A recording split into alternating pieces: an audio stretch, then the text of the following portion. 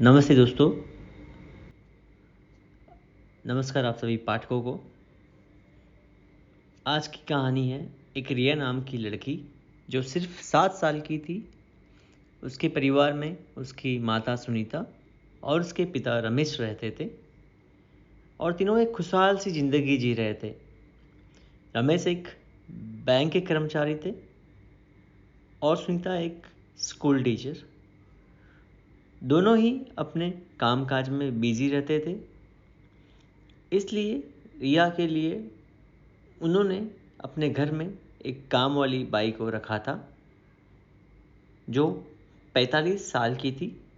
उसका नाम कमला था। गरीबी के कारण वो उनके घर में काम करती थी। खाना बनाना, पोछा मारना या फिर रिया को संभालना उसका हर रोज का काम था। रिया तीसरी में पढ़ती थी और वो कॉन्वेंट स्कूल की छात्रा थी। स्कूल से घर आने के बाद वो हमेशा की तरह ताज़ा होकर खाना खाकर टीवी देखती थी। उसे कार्टून देखने का बहुत शौक था।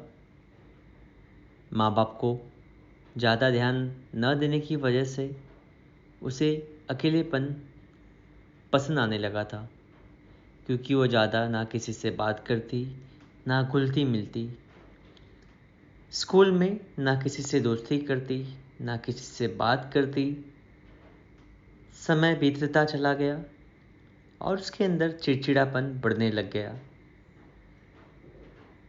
कमला स्कूल से आने के बाद उसे खाना बनाकर देती और उसके बाद वो दोपहर के वक्त सो जाती या फिर फ़ोन पर किसी से बात करने लग जाती। रिया क्या करती है दिन भर, उस पर किसी का ध्यान नहीं था। सुनीता दोपहर के वक्त स्कूल जाती और रिया उसी वक्त घर आ जाती। ना रमेश का उस पर ध्यान था ना सुनीता का। धीरे धीरे रिया चिड़चिड़ी हो गई या वो कमला को उल्टे शब्दों में जवाब देने लग गई। कमला भी किसी से ना कुछ बोल पाई। शाम को कुछ समय रिया बैठकर स्कूल का होमवर्क करती या फिर सो जाती थी।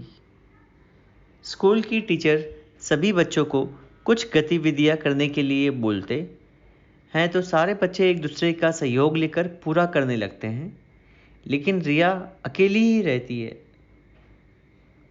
स्कूल टीचर को कुछ अजीब लगा तो उसने रिया के माता पिता को बुलाया और सब कुछ बता दिया।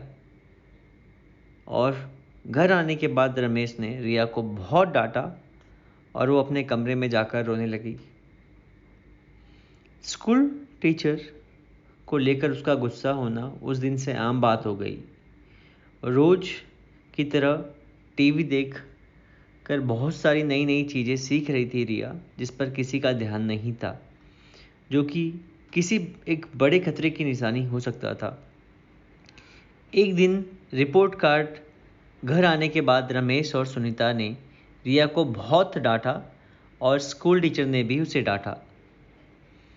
रिया को कुछ समझ में नहीं आ रहा था कि क्या किया जाए। या दूसरे दिन एक छोटी सी गलती की वजह से उसकी अपनी क्लासमेट से झगड़ा भी हो गया और टीचर ने सॉरी बोलने बोला उसे, तो उसने वो नहीं बोला और उसी समय टीचर ने रिया को बहुत डांटा। उसी गुस्से में वो घर आई और टीवी के पास बैठ गई। जब कमला खाना लेकर आई तो उसने खाना भी फेंक दिया और कमला उसके सामने से दूर हो गई। रिया ने टीवी में देखा था कि लोग सुसाइड नोट पे लिखते हैं कि वो क्यों मर रहे हैं। उसने स्कूल की किताब में लिख दिया कि स्कूल टीचर और पेरेंट्स के दबाव से वो सुसाइड कर रही है और किचन में जाकर छुरी से अपने हाथ की नस काट ली। और कमला के फ़ोन पर बात ख़त्म होने तक बहुत देर हो चुकी थी। आप सभी से निवेदन है कि अपने बच्चों की जिम्मेदारी खुद उठाए या उन्हें एक वक्त दें। धन्यवाद।